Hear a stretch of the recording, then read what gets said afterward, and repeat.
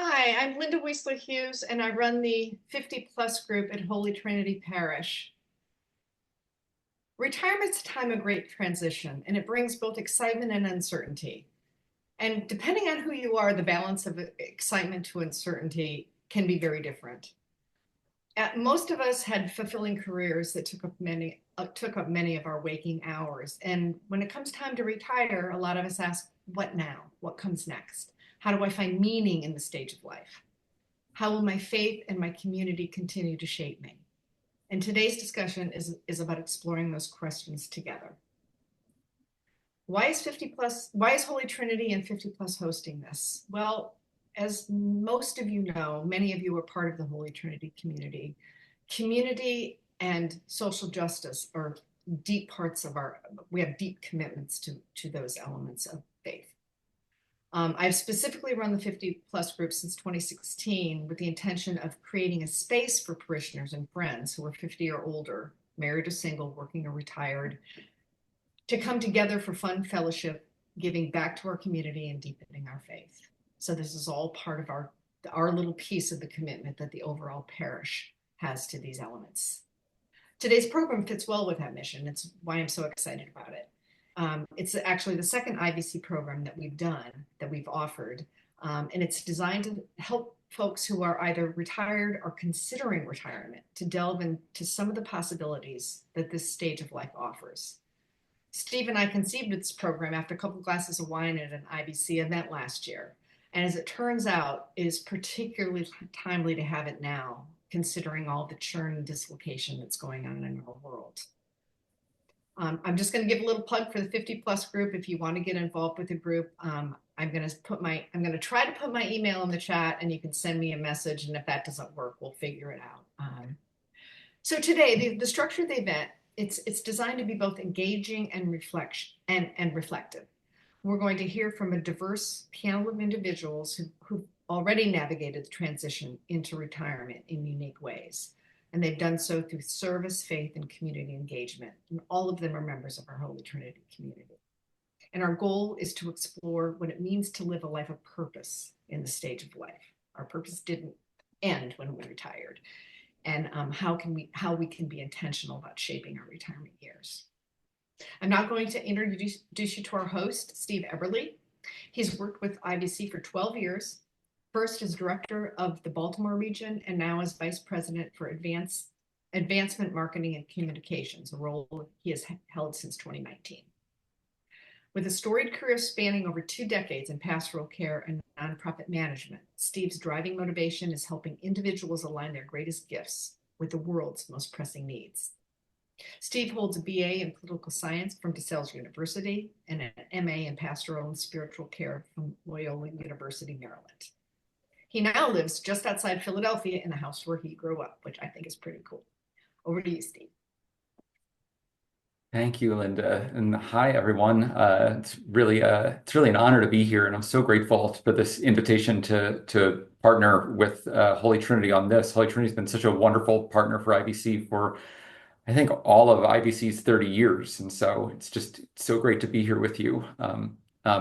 Just a couple Zoom housekeeping things. This is being recorded, so if something happens, if your internet goes out, if your dog starts barking, if you just want to go do something else, we've got you. It's recorded, and we'll send a recording out when it's over. The second thing is somewhere down, I think around here, is the Q&A button, and so if you've got questions, feel free to send them away. We'd love to get your questions and just thoughts on the matter.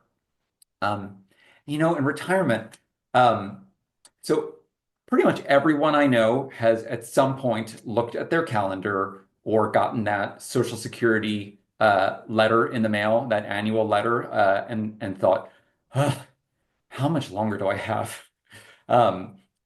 Retirement, it can be seen as quite an accomplishment to get there, to just, all I want to do is retire. I just want to get there.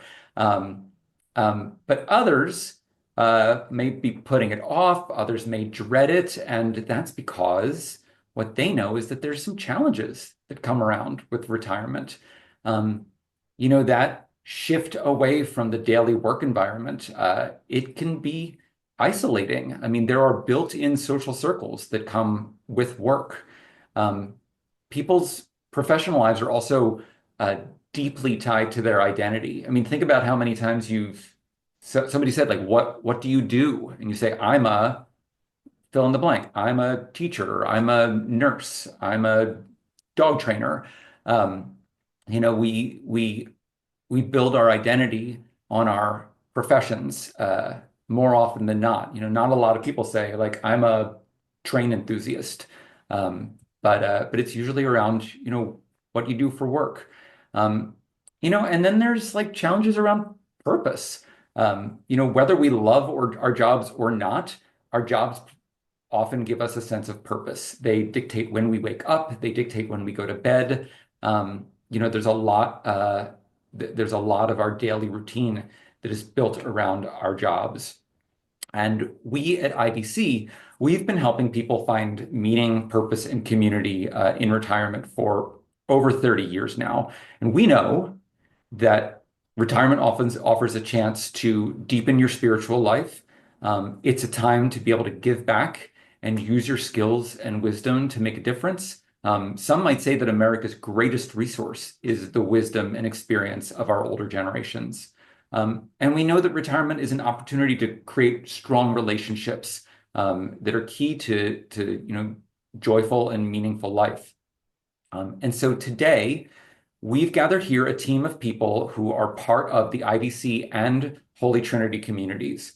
Each person on our panel has a different role with IBC, and they have a different take on retirement. And so we hope that through this conversation, you'll come away with some new perspectives and some practical ideas and a sense of encouragement as you discern your own journey in retirement, or as you help someone discern their journey in retirement.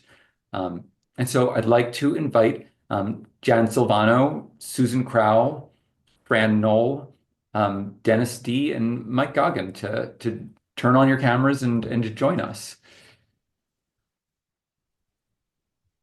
Everyone. Hi, everyone. Hey, and that looks like everyone. So great. Thank you so much for taking some time out of your day to come and join us here for this. Um, so Jan is, I want to start with you. Jan is a core member with our National Capital Area region, and she has been serving at Pathway Homes for, I think, the last year, and Jan's been involved in IBC longer. Jan, like, what inspired you to continue serving in retirement, and how's your experience at Pathway Homes shaped your sense of purpose? Well, thanks, Steve. Welcome, everyone. I I started when I retired right in the middle of COVID. So my main question to my friends, because I did have friends outside of work, other retirees, I would say, is this what retirement is? Because I felt isolated and you couldn't really go anywhere. But so when I started going into Pathway Homes and I started with IVC, they were some were working from home. I was working every other day with no one because they were working from home. So it was a peculiar experience. I've been there now actually I think it's since February 22. And I I had no expectations. I just knew I didn't want to do what I had been doing in my working life. I'd been a school librarian. I didn't want to be with kids. So I said, just tell me what you want me to do. I have some tech skills. I don't, what do you need? What do you need? And the beauty of IVC was it gave you so many options. You can do what if you're an immigrant attorney and that's your expertise, or you're a nurse, or you can continue doing that sort of volunteering. But like me, I wanted something totally new, totally different. So I'm helping in the accounts department at Pathway Homes, and I've been going in a couple days a week now. I'm trying to get my time up, and it's just enough for me because I feel that I'm helping. I'm helping where there's a need, and I'm not being resentful the way I've often felt volunteering if can be if you're volunteering with resentment, that you need to look for something else. In my opinion, that's what I think, if you're feeling resentful. So that's why I've continued there. And I also felt like I was just, it takes me a while, so I was just getting used to doing what they're telling me to do and what they need. And so I'm very content to remain with Pathway Homes. Now, IVC at Holy Trinity, as a lot of us probably are aware, with Fran and Frank Butler, Pam and Dennis Lucy, those are people I knew. Austin Acocella, they were people who had started or worked with Charlie and Costello and Jim Conway and starting IVC. So I kind of just figured, well, I'll always do something with IVC when I retire. So is that enough? Do you want to hear anything else? Or okay. Well, I'm curious about so Pathway Homes. It's a what was I going to say? But Pathway Homes focuses on supportive services to adults with mental illness, and it sounds like Yes. you're doing some behind the scenes work with the accounting and finance. But how has your decision to move into that? Where does that intersect with your faith or your spirituality? Oh, because I feel I'm serving a need. They, as we all know, nonprofits don't make a lot of money. People come and go. The staffing is so irregular that, and I know volunteers you can't really count on 100%, but I feel I'm fitting a need. I'm filling a need for them, and until I decide to quit or they tell me you're doing this really wrong or whatever, that's where I'm going to stay because I feel I'm filling a need for them. Mhm. That's great. Well, thank you. Thank Thank you, you. Jen. Susan, I want to turn to you because you've been with IBC for a long time, and you've been served in a number of roles with IBC. Um, what did you do? What did you want to keep from your working life when you moved into retirement, and what did you want to leave behind? Well, thank you, Steve. And that is true. I have been with IVC. This September, it'll be 20 years. Um, so I've served in a variety of different places, which has been wonderful. And like Jan, I was in an elementary school, and I've been I was a classroom teacher for 34 years. And much as I love that, and it was sad to leave it behind, I really wanted a new experience. So I think that the number one thing, though, that I wanted to keep was service. And I think there's a lot of service involved in teaching and in education, but that was just primary for me. And even before I retired, as I was sort of looking forward to that, I was looking for things that I could do, that I could be of service. And IVC just fit the bill for me. I mean, I was so thrilled when I finally found it and it was local and I didn't have to move or go anyplace else, but I could stay here. Um, so service, that was really primary for me. But the difference being that I wanted service with a spiritual component. Um, in a public school, you don't have that. So um, I also, excuse me, wanted to work with people. Um, I I I really liked that. I mean, obviously the students were my primary focus when I was teaching, but you worked with other teachers, you worked with other staff, you worked with parents and so on. Excuse me. So I wanted to, however, transition away from children to adults. I remember when I had my first IVC interview, I said, I just don't want to go into a school. I would like to do something different. I'd like to know that there's something else out there that I can do. So that wasn't hard for them. I also wanted something I wanted to keep was learning new tasks.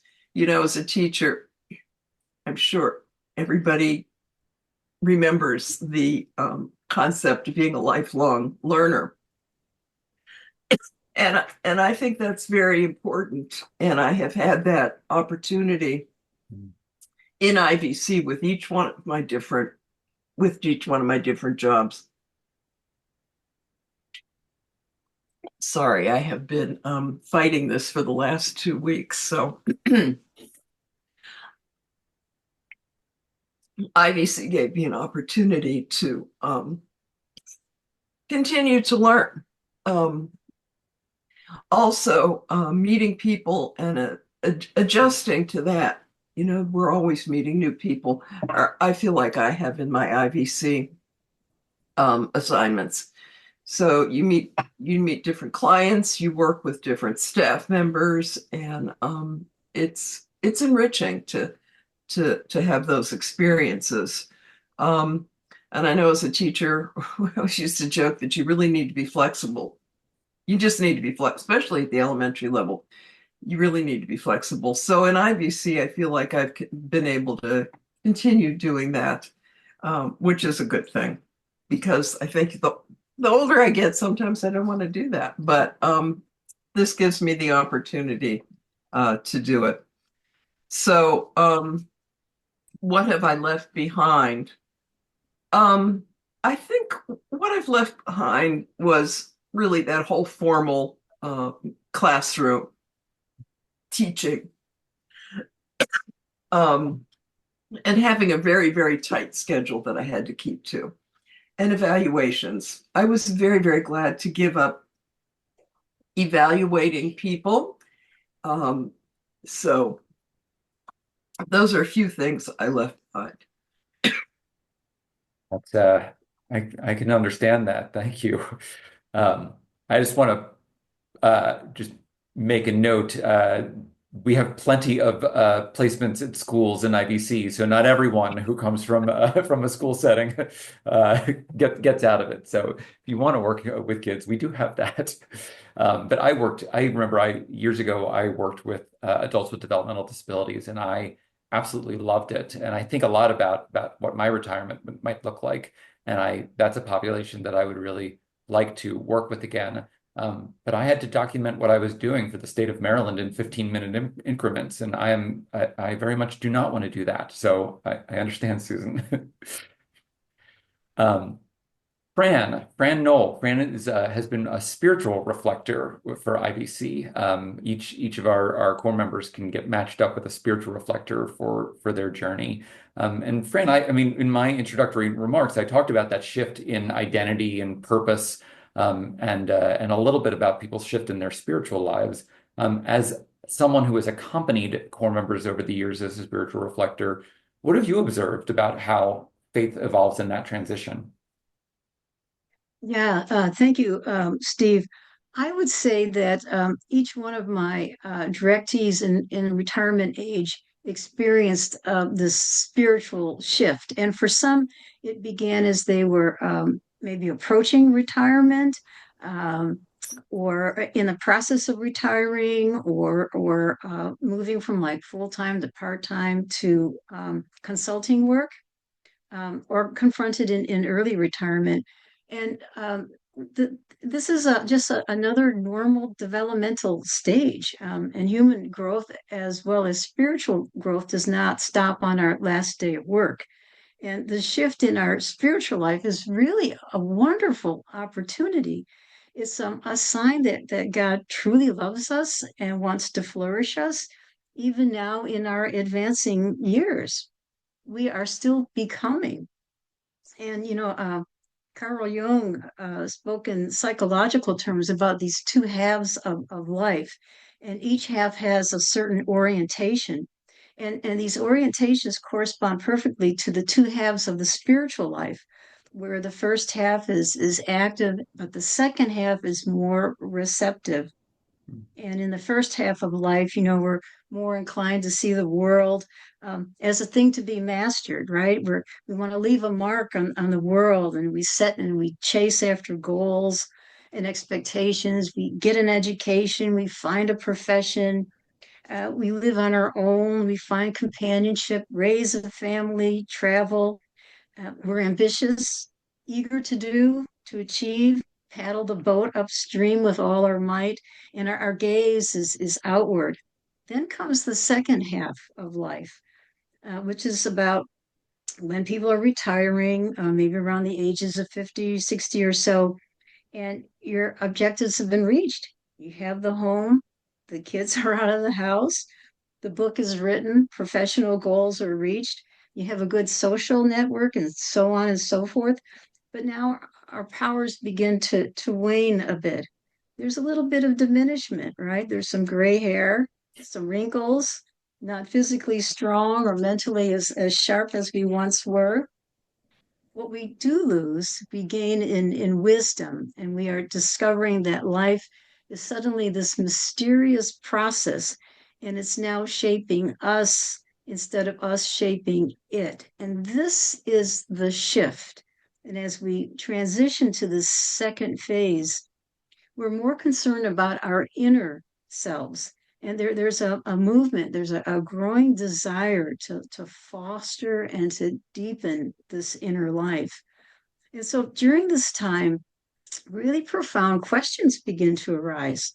Who am I now? I'm no longer a teacher, the financial analyst, the hockey dad. This is a great time to ponder that, to redefine myself in a new and deeply fulfilling way. How is my relationship with God? How is it changing? What are my desires? What is God's desire for me? Which is really asking, what is your will for me these days? What is God inviting me to do? Is there a new calling for me? Are there disordered attachments to let go of? What holds me back? How can I carry my crosses these days? So instead of paddling my boat upstream against a hard current, God says, give me the paddle and float downstream with me. And this transition reminds me a little bit of the Milwaukee airport, where I fly in and out of frequently. And so you know the drill. To get out of the city, you got to go through TSA, right? And unless you have clear pre-check, it's discombobulating. You take off the shoes, the jacket, you put them in the bin, you pull out the liquids, the laptop, you're doing all of that. And you finally get out of TSA, and you're bundling all your stuff. And you're discombobulated. In the Milwaukee airport, there's a sign that says recombobulation area.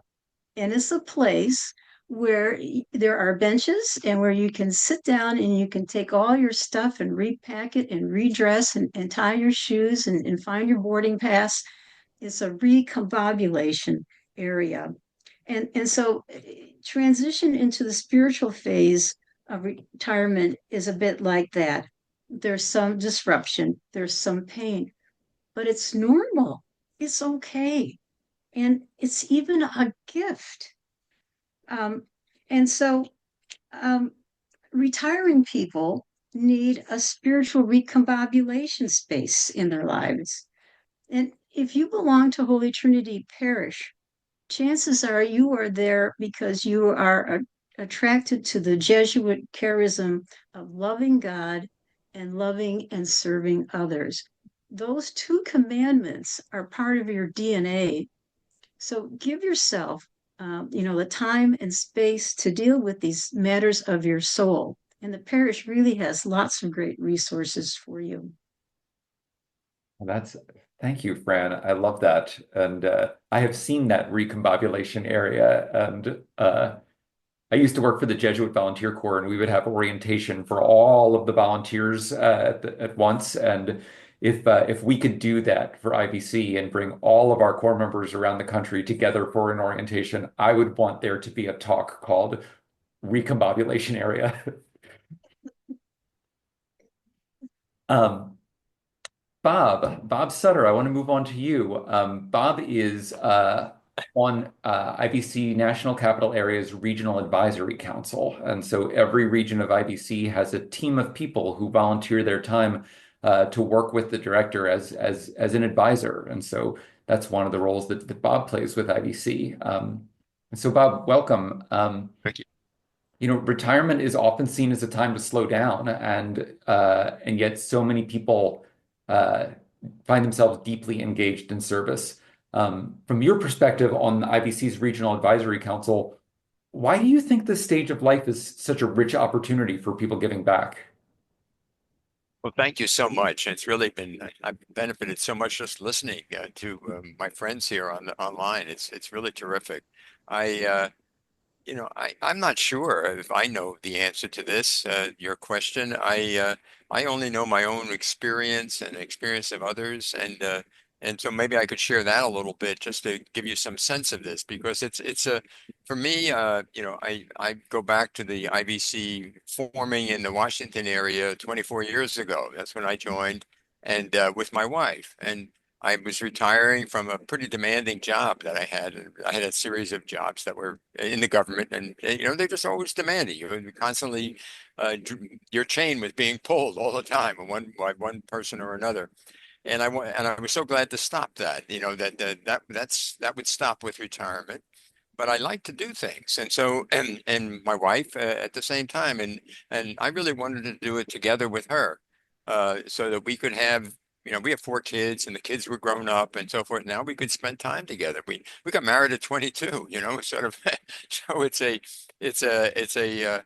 so the idea was that we would, and we like to do service. We were doing service, and we were in the middle of a beginning wave of Hispanic immigrants into Northern Virginia, and our parish was really a node for a lot of these folks, and we had our own ESL program right there in our parish. And so we wanted to do something like that, and we wound up doing that, and our parish joined IVC, and so it was real. And this is Father Tuck Grinnell. He's very well known in IVC circles, and so therefore we were IBC members, and we were doing all this this ESL work. And the thing about this, when you do this kind of work and you're teaching, and you mentioned teaching, it's very different than where I worked in the government on national security issues. You have all these very tough looking people, and everybody's focused on task and they want to get it done right and so forth. And and when you teach, and particularly we teach in immigrants, you empathy is what's important, friendliness and smiling. I I didn't smile in my work, I just never smiled. You'd be a jerk to be looking to be seen and smiling. Well, in this work, you did that every day. You had to smile. I mean, you couldn't help it. I mean, it was just so interesting and fun with the students, all these different people from different backgrounds and so forth. It was just fascinating. So so it was a great opportunity to work with my wife and do it together. She's really a terrific teacher, and we would just and smile and empathize and so as a human experience, it was wonderful. And then you had this advantage of the IBC where you reflect, you share. The city group meetings were great because you're not only sharing your techniques. You say, how do you deal with this problem? How do you deal with that problem? But you're sharing your spiritual journey. And I wasn't a contemplative person. I never did that much, and so I really got into that, not in a big way, but I learned from it and so forth. So that was really beneficial. And then there were spiritual reflectors, and I had 2 Jesuit priests that so-called retired Jesuit priests. And then I realized that Jesuits never retire. They're always doing something. And I said, oh, that's me. That's me. I don't want to stop working. I just want to stop having my chain pulled. And so I want to get a job where I can choose what I want to do. And so I do contract teaching now. And you know I love it and it's nice and it's I don't smile too much in university stuff, you know, you can smile some, but ESL you smile all the time, and so it's just a wonderful outlet. And I just remember the time when there was a meeting like this in 2000 or 2001 at Holy Trinity, and I went to the meeting and I said, "Wow, this guy Jim Conroy, I think it is," and he spoke, and then we had an interview with him, Bally and I won't ever forget that because that happened at 9/11. Right that day, I had my interview with him, and so so it's been most enjoyable and full and wonderful in so many ways. But I just wanted to.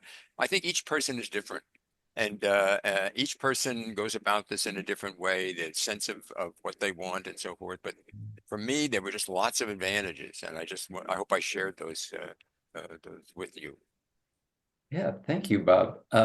You know, in your when you were talking, you're talking about kind of how different the IBC work was in some ways than the work that you had been doing before that. And you know, I think some people may think like I don't know, like you know, there's that expression like old dogs can't learn new tricks. Like Mm. if someone is uh, maybe hesitant to dive into a thing like IBC or whatever kind of their next chapter project is, because they're saying like I don't really know if I could take on something different. Like what would you say to them from your I don't experience? know. It depends on the person. I think you know if the cultures are different. I mean, it's you know the uh, ESL is full of different cultures. I mean, and so you have to be flexible about that, and li you have to listen and empathize and just you be passive in a way.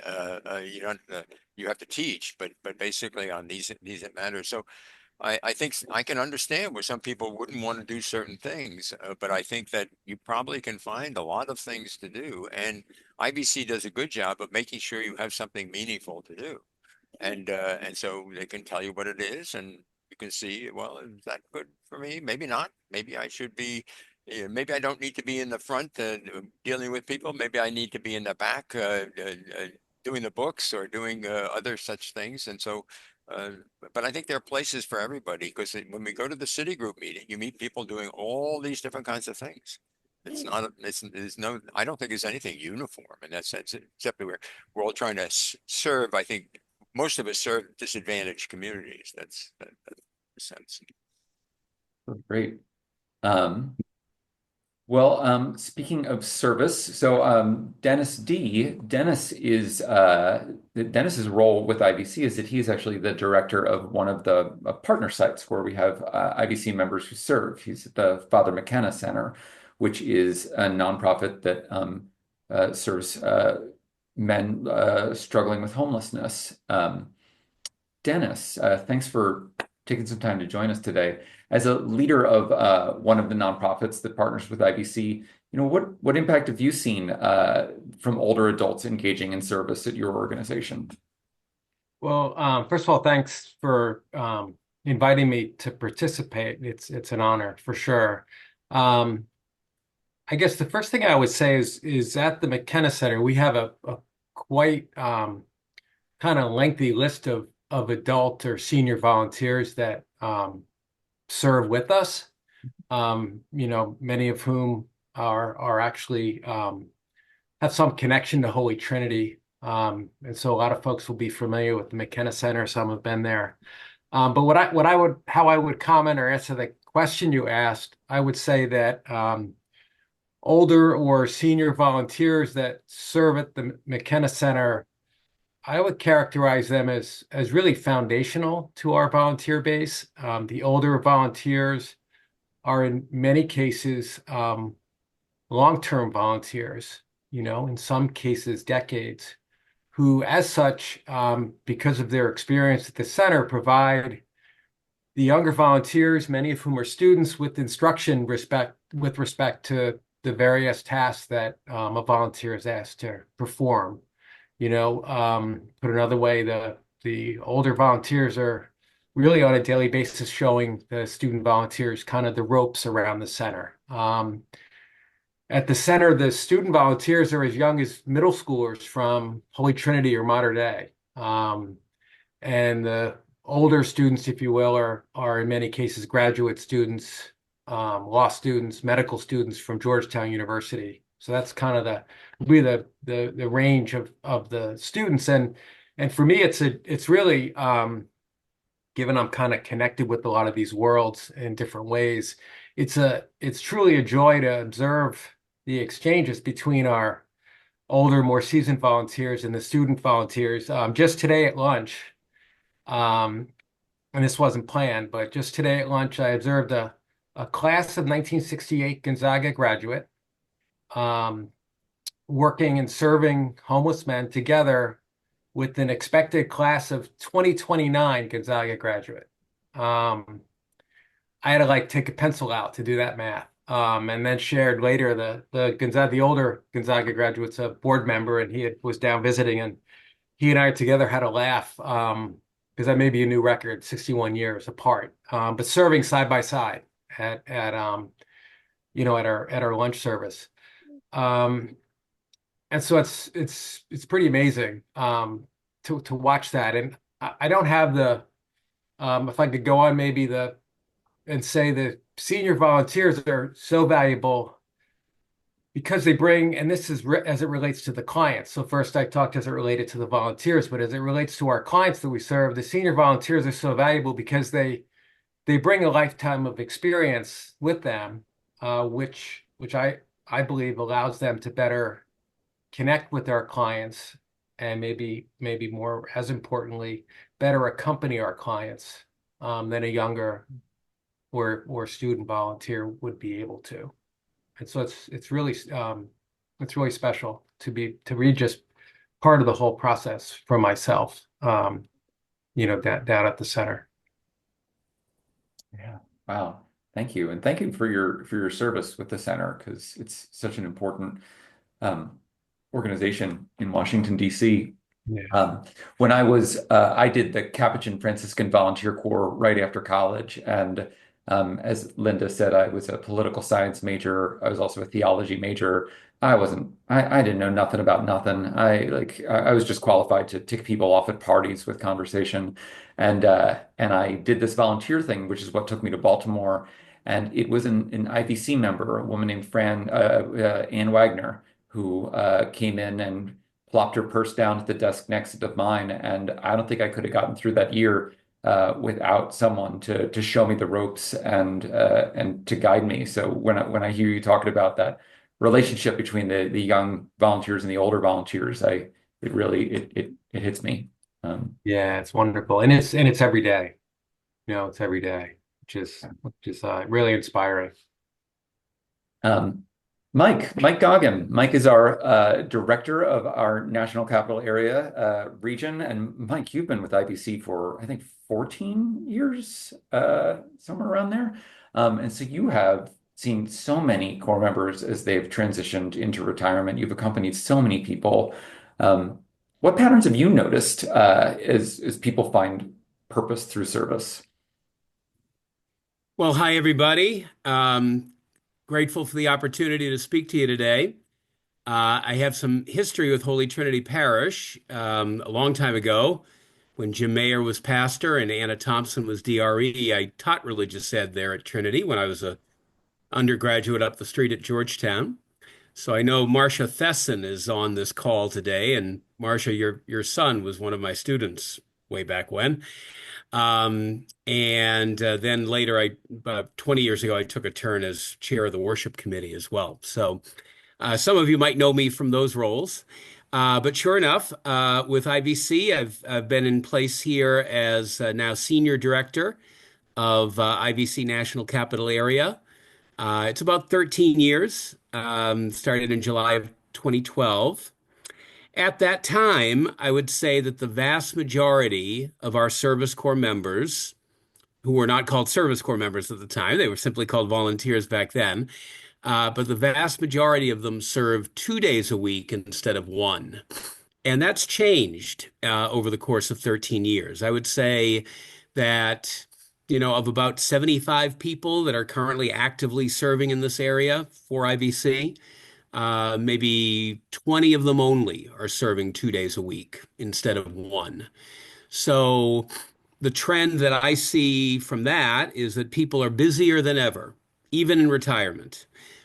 People have many different commitments with family, with a dynamic parish such as yours, and with other outside commitments. Um, so we've made that pivot of, there's always been the option of serving 1 day a week, but I used to tell people in interviews that if they opted to do just 1 day a week, the number of opportunities might be very limited. And that's no longer the case. Most of our partner agencies now are very open to seeing people 1 day a week instead of two. Um, so many people want to continue the work that they did professionally in their service assignments. However, in some cases, there are licensing issues that get in the way of that. People who are not interested in extending a nursing license or a medical, a doctor's license or a legal license. And so in that case, maybe they're able to assist with an agency, but they're assisting in a different role than they would have served in as a professional. And sometimes that calls on them to take an attitude of real humility in, working with professionals in the field who are younger than them, maybe less experienced than them. But yet, we realize that they have so much to offer and so many good ideas to contribute. And then in other cases, people want to try on something entirely new in retirement. And there are plenty of opportunities to do that as well within IVC. So I think in a way, there's a little something for everybody with IVC. And I mean, certainly the service that we do is not unique. I mean, with your professional backgrounds, you could probably walk into any nonprofit agency, school, and offer your services, and people would be very happy to receive them.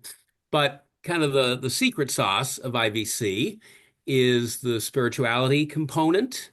So if you really want to go deeper into Ignatian spirituality, and I would imagine that, again, as a member of Holy Trinity, you're probably open to that at least. IVC, I think, is the place for you to do that. And there is also a real sense of community within IVC. We are one of the larger regions, but every month we gather in small groups, what we call city groups, for a discussion on a book that all IVC members around the country read during the course of a year. This year we're reading something from your former Associate Pastor Kevin O'Brien. We're reading this book, Seeing with the Heart. And that core group of maybe 10 or 12 people, that's the group that you really get to know very deeply within IVC. And that sense of community is something that people are often seeking in retirement. And so I think IVC checks that box as well. So if any of you are interested in discussing this further with me, Mary McGinnity, who is our national president and CEO, and I will both be attending the 9 a.m. Mass at Trinity on Sunday, March 16th. And so we'd love the opportunity to talk to you a little bit after that Mass or before. So thank you. Great. How timely. We did not plan that. Right. Yes. Just came together today, actually. Dennis Lucy planned that, actually. If the audience has any questions, feel free to submit some, but I want to turn it back to kind of open it up to the whole panel. And did anybody hear anything that they would like to respond to, or that they'd like a little more to go a little deeper on?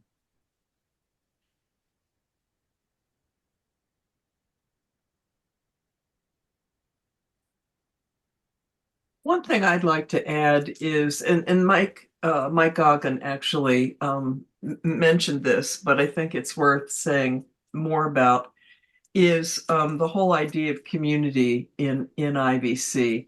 And I think someone else mentioned too, you have your work community when you're working, and you may have your church community and your social circles based on whatever it is you do. But I really feel like I have a whole nother community of people that I am very, very attached to in IVC, because the city groups, there are the city groups, but we have whole group regional gatherings during the course of the year, which are wonderful too. And I mean, I go to these and I see how people interact with each other, and get to know other people. And there's that common goal, or, common factor in IVC and the whole spirituality thing, because normally all of our whole region activities have some spiritual component to it. Even if it's a Christmas party, there's some a spiritual component to it. So there's, if you're looking for to increase your community, IVC is a place that can offer that to you. If I could just add to what Susan said, don't you feel good when you're with people that are doing more, that have the same sort of goals that you do? You want to help the disadvantaged. You're doing your part, and you see the others, they're all doing their part, and you're all sort of content with it. I find that when in those gatherings, you just have this sense of, oh, isn't this, if I had to be with a group of people, who do I want to be with? Well, this is the group I want to be with. These people are all on the same page as I am, more or less. At least I'm trying, at least, and they're all trying. And and you learn more, and you grow with them, and you keep growing, and you say, oh yeah, look at this, and you just feel good about it. So it's a feeling thing. That's not very rational, but but I think it's real, and that's why I wanted to share it. So I can maybe add from, my perspective, having maybe, I guess, first been exposed to IVC volunteers in 2014 at the McKenna Center, and very much aware of the long history that this center has with having multiple IVC volunteers. Currently, we have 4, and there's absolutely something kind of special about each of those volunteers, enviable, I might say, in terms of their spiritual fitness. Maybe a little bit of a distinguishing characteristic between the IVC volunteers and some of the other regular volunteers. It's clear to me that they work on their spiritual fitness, in addition to doing the work. And it's, wonderful to, for me to observe. It certainly sets an example for, myself once I'm in a position of having more free time. I kind of know now what would make sense to do. I was just talking about it today with a fellow, Don Kasicki, who's been a 2-a-day volunteer for 12 years at the center. And what he said about the community is a little bit like what Susan, you and Bob have said, but maybe said a different way. He views the IVC community as, one of his communities, and he likes having multiple. He has his parish, he has his family, he has the IVC, and he likes having multiple because at different points in his in his life, and maybe it's the time of year, maybe it's just he's able to kind of move between communities to kind of get what he needs.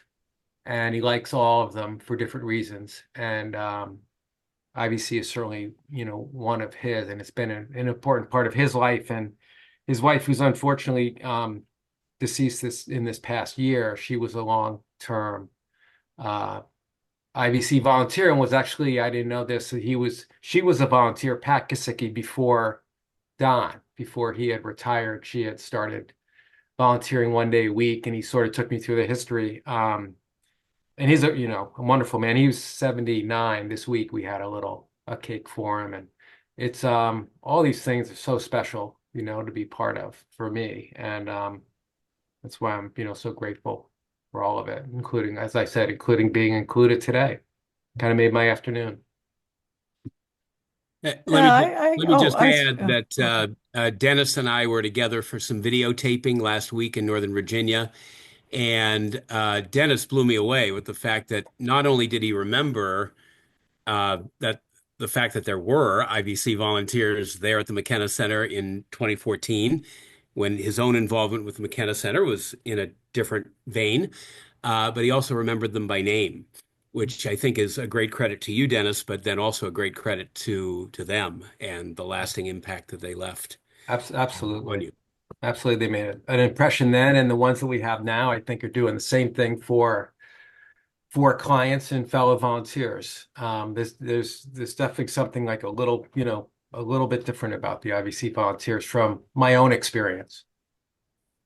Yeah, I wanted to touch on that because I feel I've met so many different people through IVC in these different communities and they may not necessarily be familiar with or steeped with Ignatian spirituality, and they may be initially a little uncomfortable with the reflection. I mean, those are the people I've met, but that they see that as a very enriching component. It's not just volunteering in another way. Like if Susan said, if you work in a secular school, like I did too, you, you're missing something that, and IBC offers that for sure, I think.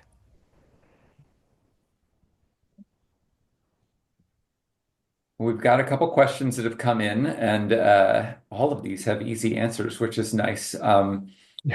One person wanted to know if it's possible where they could find a list of volunteer opportunities, and I think the easiest way to answer that is if you are in the Washington D.C. National Capital area, Mike Goggin, the senior director there, is your go-to guy, and we will send follow-up information out for everyone to see how to get in touch. But if you're not, if you are zooming in from somewhere outside of the DC area, go to our website, ivcusa.org, and you can see a list of our regions. We are everywhere now, thanks to our new virtual. Well, it's not so new anymore. Our virtual region that started in 2020, and our director Ann Molnar has probably the widest geographical net because it's this just the whole world except for the 16 regions where IBC is.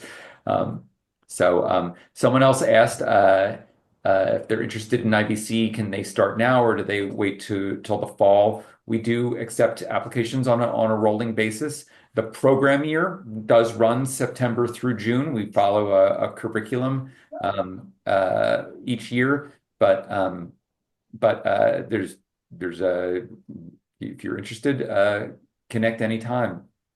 And the other question, someone can't be at that 9 a.m. mass on the 16th, but again, connecting with Mike, I think is your next best step. That's yeah, we're here for you. We are getting to the top of the. And can I just add, I mean, the Jesuits there at Trinity would know how to reach me as well. So Father Kevin, Father Bill, guys like that would definitely be able to put you in touch with me.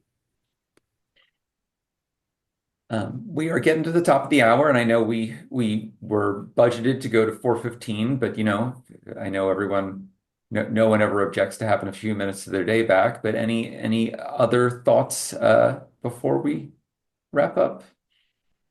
Steve, I'm just mindful of the fact that Carol Caparosa has her hand raised, and I don't know if there's a way for her to verbalize her question or does she need to write it in the chat or? Oh, I see that. Yeah. So yeah, Carol, if you do have a question, feel free to pop it into the chat or the Q&A. That's one place I don't. Now I see Jan has her hand raised. I think we're all just pressing some buttons. Um, um, well, I have one final thought, and I'll keep an eye on that Q&A just in case. But uh, I heard on NPR probably about a year ago that it was a story about kind of the crisis of anxiety that's in the world today, especially among younger people. But what they said was um, our ability to take in information about the problems of the world has increased exponentially thanks to social media and the internet. You think about all the horrible things you hear in the first 10 minutes of your day when you wake up. And so our ability to take in all the problems of the world has increased exponentially. Yet our ability to do something about it has stayed roughly the same as technology has come up. And that can create a sense of anxiety, that can create a sense of hopelessness. Um, but whenever I'm in a room with people from IVC, it's really hard to feel hopeless because everyone's doing something. And am in a really lucky position that I get to wake up every day and I have those 10 minutes of hearing everything that's happening in the world. And then I remember that my job is to work for an organization that partners with hundreds of nonprofits around the world and brings in dedicated core members to serve them. Um, and if funding is cut, if budgets are tight, we still have experience and we still have gifts that we can give. And so I'm really grateful to be able to work for an organization like this and know that I get in my own way get to make a difference just like everyone else. And I'm also grateful to all of our donors. And I know we have a number of donors in the Holy Trinity community and throughout the whole country. And our nonprofit partners, they depend on us. You've heard our core members come in 1 or 2 days a week and they serve and they depend on us. And our partners can depend on us because we can depend on you, our benefactors. So thank you for helping to make this possible, for underwriting this really amazing movement that's happening in the world today. And thank you to Linda for inviting us here today. This is just such a fun time. And thank you to all the panelists for sharing your experience and your stories. Really privileged to get to hear all that today. So thank you, everyone. And on behalf of Holy Trinity, thank you all so much for coming. This is a great program. IVC is an outstanding organization, and you can always reach out to me as well if you have any questions. We're going to be sending my information as well when Steve sends out the email. So thank you so much, everybody, and the panelists and IVC. Thanks again. And we'll send an email out tomorrow with the recording and all our contact information and things like that. So have a great rest of your day. Bye.